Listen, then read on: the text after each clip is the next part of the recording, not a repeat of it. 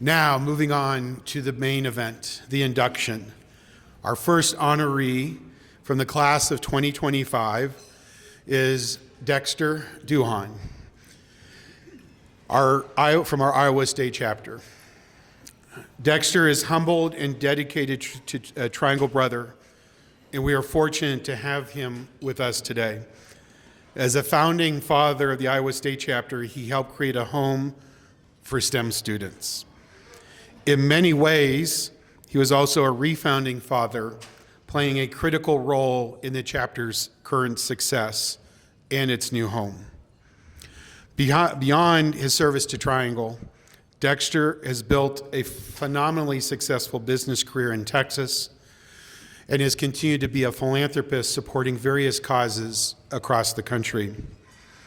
To share Dexter's story, which is beyond humbling and impressive, I'd like to ask fellow Wall of Fame member John Pritchard to come up and share his story.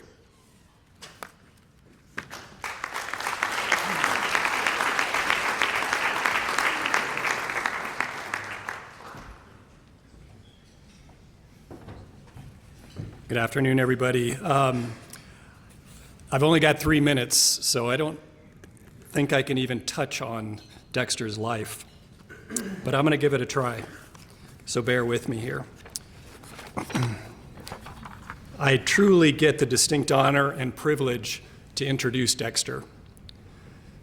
Although there's a slight age difference between us, we're Triangle brothers. We met in 2014. Not really that long ago, but since then have become dear, dear, dear friends. In fact, I consider Dexter not just a fraternity brother, but a family member. After graduating from Iowa State, Dexter began his career at Westinghouse, but his business success began when he took a massive, massive risk to start his own engineering company, Sunstar Electric. You see, Dexter founded and bootstrapped a company. No venture capital funding, which for those that don't understand it, is spending other people's money. He put his own money on the line, all of it. And as someone who's been an exec at a Fortune 100 company, as well as bootstrapped a couple of my own companies, doing what Dexter's did is far harder than being in a large company. You wind up sweating every single payroll if you're going to have enough money to pay your employees who are so dedicated to you. The constant stress of having families' livelihoods depending on you and your actions is a heavy burden. Every dollar made goes back into the company so that it can survive and thrive. Dexter even slept in his pickup truck to save money when he was traveling around the country trying to make sales for his young company. And after 27 years of sheer hard work and determination, he successfully sold the company in 2004. But it's what he's done subsequently that makes this man a one-percenter. And I don't mean one-percenter in today's cultural definition of that term, which has a negative connotation. You see, it's not that he amassed more money than most people. Not at all. It's what he's done with it that sets him apart. Dexter is a man of deep, deep faith in God. Because of that, financial success hasn't changed who he is. And he lives by the Christ-like virtue of humility. So he's not going to like me talking about this next part. But it's too late, Dexter, I'm already up here. And I got the mic. Dexter strives to positively impact as many lives as he can, and he's deliberate about it. And as a result, he's donated massive, massive amounts of money to charity. As an example, just one example, he's by far the largest donor to Triangle ever. But because of his humility, Most people don't know it. He doesn't grandstand nor make big public announcements. He just does it to make an impact on people's lives. In fact, to my knowledge, there is only one donation in all the many that he's done that exclusively bears the Duhan name. But it's not even Dexter's. It's his father's name on a building at the Webster Grove Theological Seminary, where his father studied to become a military chaplain. That's the Dexter Duhan you all should know. I am so extremely happy for Dexter to receive this prestigious award. It is so very well deserved, so very well deserved. I'd like you to welcome to the stage my dear, dear friend and brother whom I love, Dexter Duhan.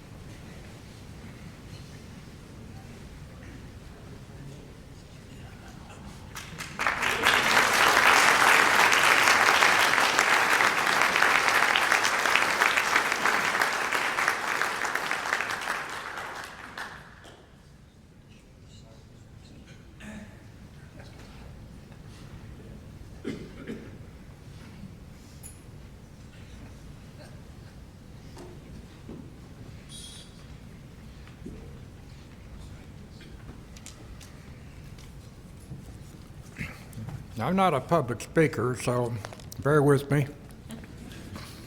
I'll give you a little story. First off, before the story, I want to thank you guys for this honor. It was completely out of the blue, totally unexpected, and because of that, I think it's going to be more meaningful to me than anything else. So now for a true story of Iowa State. And one important word that I want you always to remember. You'll leave this event and you'll remember a few things, but you'll forget a lot. I want you to remember one word, and that word is passion. And you will understand why. The charter for Iowa State started in 1963 as a colony. I was there in the very, very beginning. The charter was in '64. At that point in time, we had 20, 25 guys.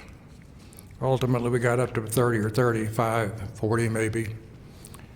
And during those 3-4 years that I was there, from '63 through '66, we had enthusiasm, we had drive, we had pride, intensity, commitment, engagement, obsession, success. We were brand new. One thing that kept us all together, I think, was pride and passion. Now, this all resulted in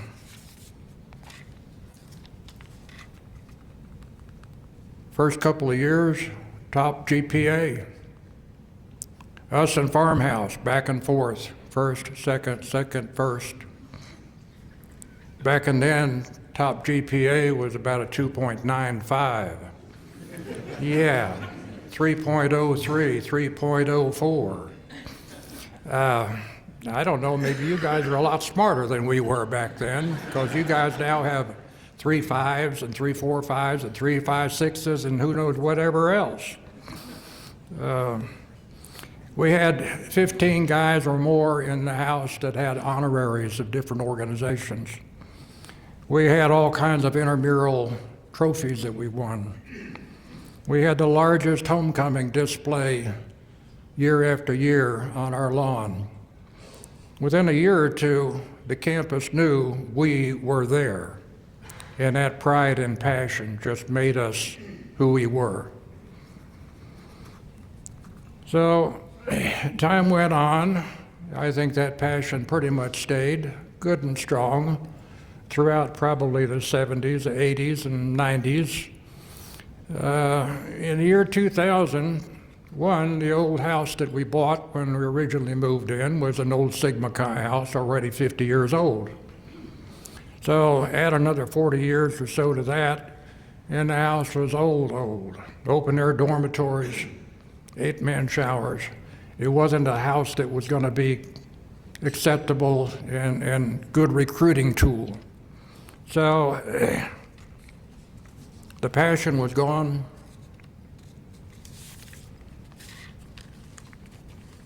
In 2011, the chapter closed.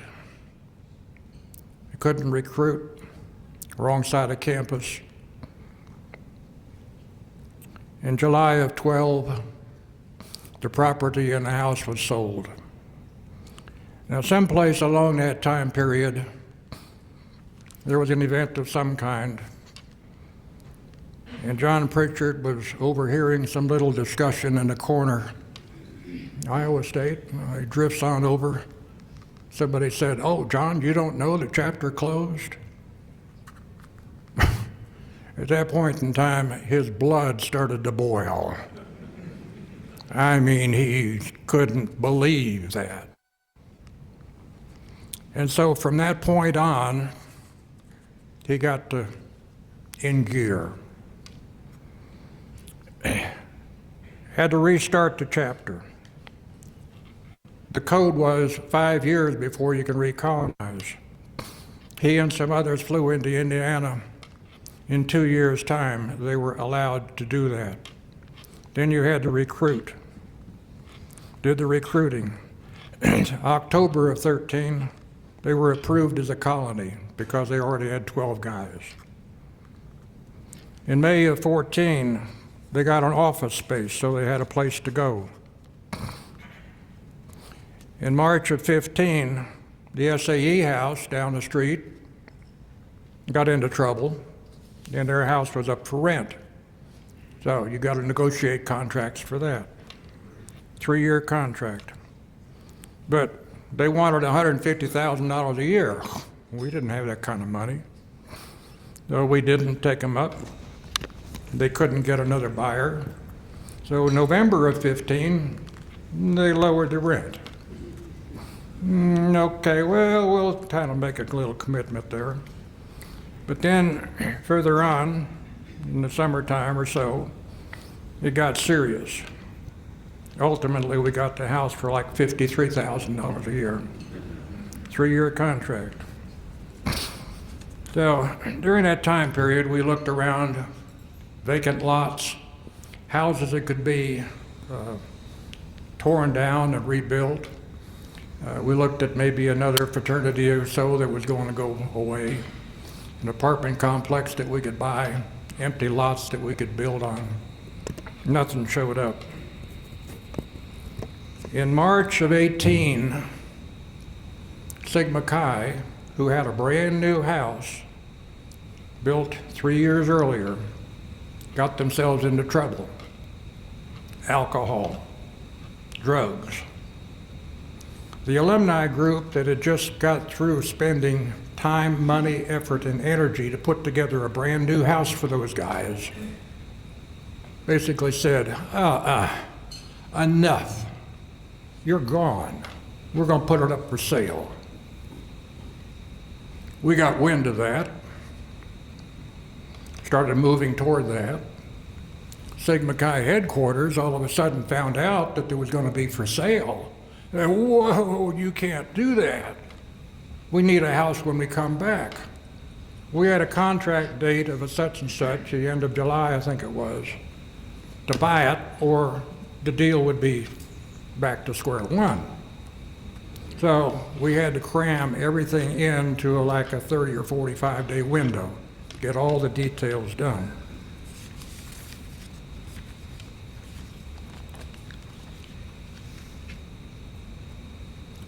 So all kinds of details, contracts, inspections of the house, dealing with TBHC, the Sigma Chi alums, lawyers, bankers, and so forth and so on. We also had a 3-year contract with SAE. We had to get rid of that without a penalty clause. Got that taken care of. So between 2012 and 2018, 6 years, John spent 4,000 hours in all the aspects of what was needed to put that house together. Now, if that isn't passion, I don't know what is passion.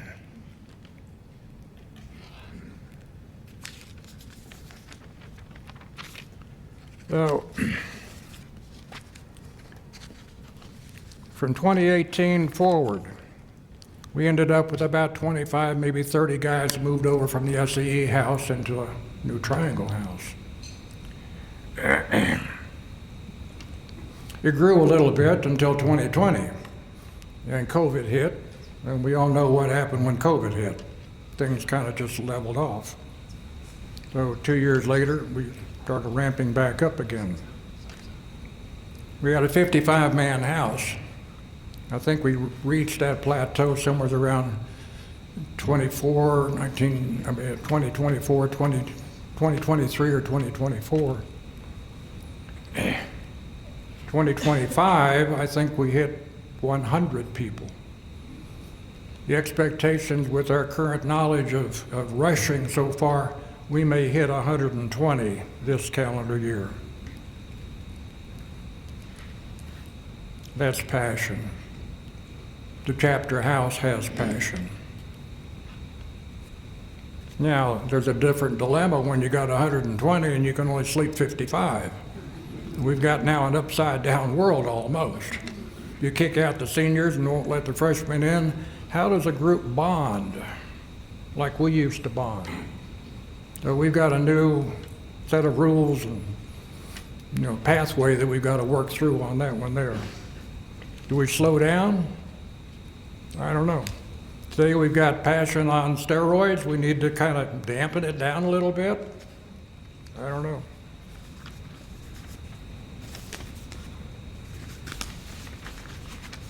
Yesterday we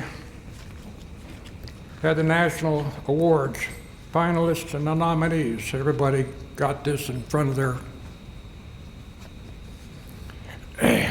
as happened in 2024, maybe a year or two before that, Iowa State was outshining quite a few others. I went through the list here.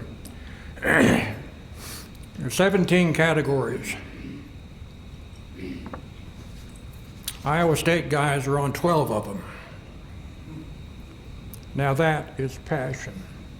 That house has got more passion than I don't know if we had back in the 60s.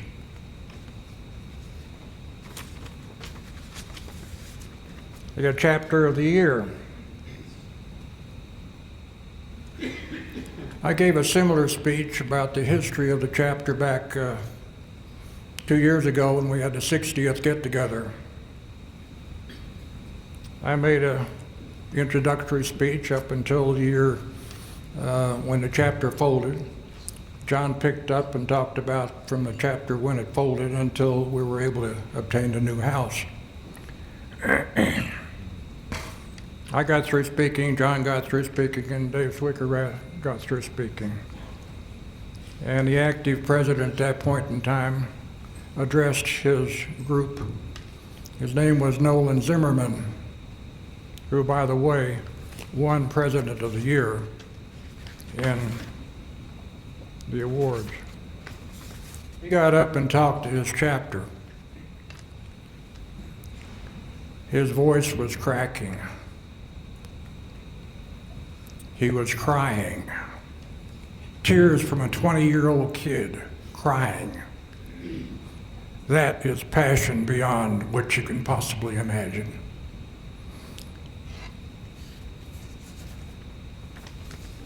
Everybody in this room has passion for this organization. Otherwise, you wouldn't be here. Now, some passion is up here, and some's here, and some's, needs to be improved.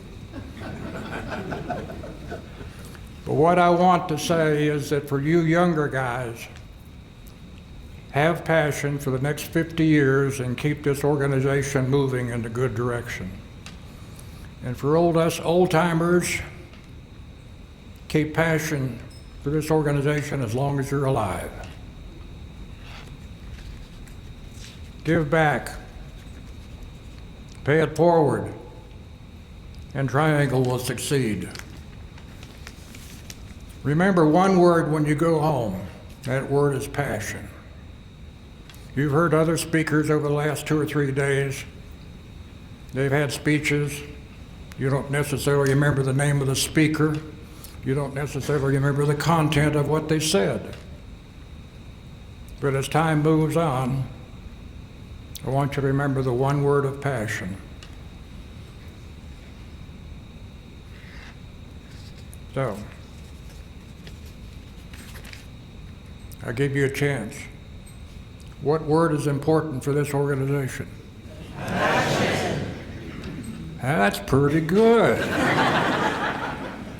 How about a little bit louder? Passion. Hey, I like that. All right, let's shout it to the rafters.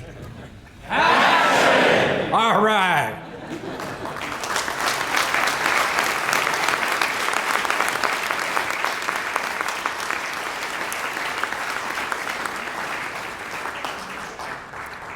I think I exceeded my 5 minutes. I'm sorry.